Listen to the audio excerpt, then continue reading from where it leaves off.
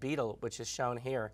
Those little white sacs are actually these little beetles, and if you crush them, they release this fairly intense red kind of pigment. And these are used in cosmetics, but they're also used certain places where people say a natural dye or a natural pigment. Some plant dyes are used, and depending on how you interpret it, even metal oxides can be considered natural pigments by some. Now, we'd like to just pause for a second and ask the question about how confident are you in your company's color, education, and ability to keep up with current trends. While you think about your confidence level, I'm going to talk a little bit about what's new in pigments, or at least what I think is going to be new in pigments. I will say that in general, with many exceptions, research in new pigments is declining, and a lot of that is due to cost pressure created by low-cost imported pigments. The margins shrink, there's less motivation. Research in high-performance pigments will continue, far greater than classical pigments.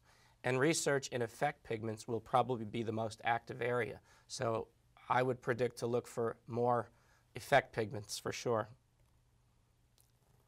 Vapor metallized pigments are very important. And these pigments produce this very shiny mirror-like effect. And it's relatively recently that these were introduced to the market, and they enable printing mirror-like or high chrome areas.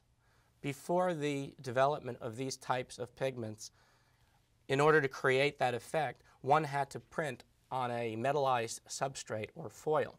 That's very expensive, especially when the amount of coverage that you seek is only a small percentage of the print job.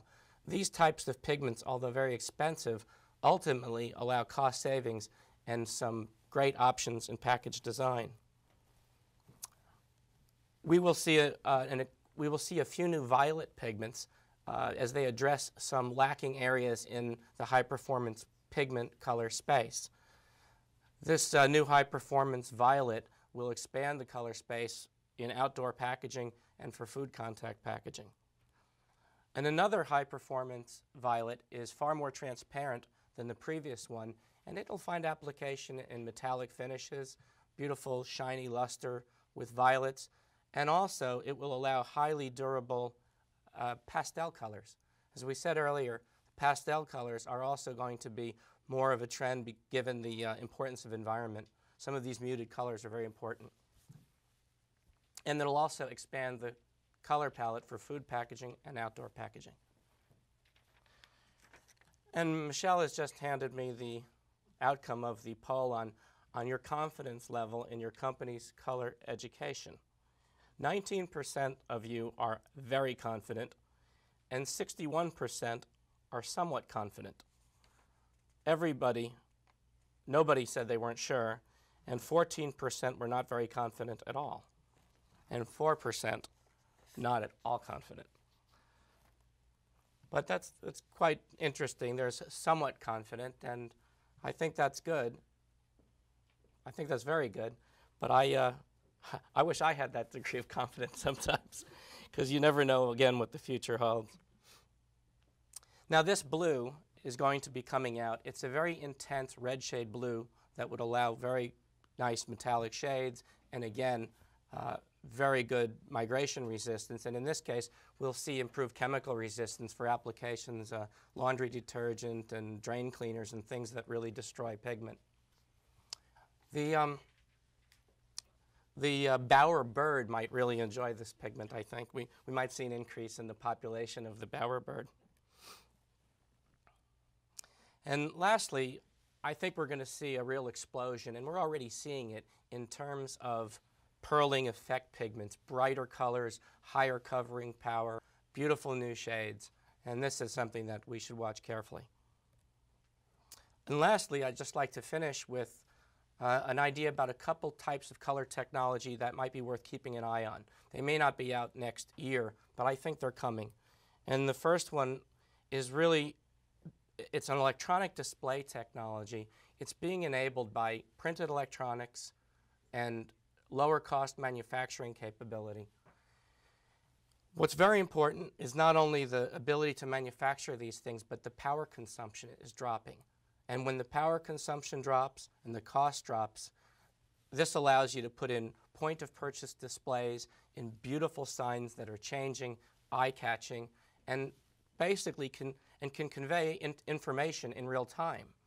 But you've got to ask yourself, I think, that how will the colors, if you put these colors in a point-of-purchase display, can you develop your labels and your packages to really match the display? One of the things happening in this display technology is the use of reflective color. That means the type of color is the type that can actually match the label or the package that you see. In this kind of cool example, I think, you can actually incorporate the electronic display technology into the package. I don't know how broadly this will ever go, and obviously it would be limited to, I think it'll be limited to higher end items, but it's kind of cool. And then lastly, there's an increase in research in magnetically orienting pigments. And these can allow tunable color. In other words, you can get objects that by press of a button can change their color, like a chameleon type effect. They can also enable three-dimensional looks that are different than those currently achievable with holograms. And that can enable brand protection. So this is a technology just to keep an eye on and see where it takes us. So in conclusion, my predictions for the future, for what they're worth, is that stewardship and environmental considerations will influence color selection and buying. I feel confident in that prediction. Electronic displays will affect package design and color selection.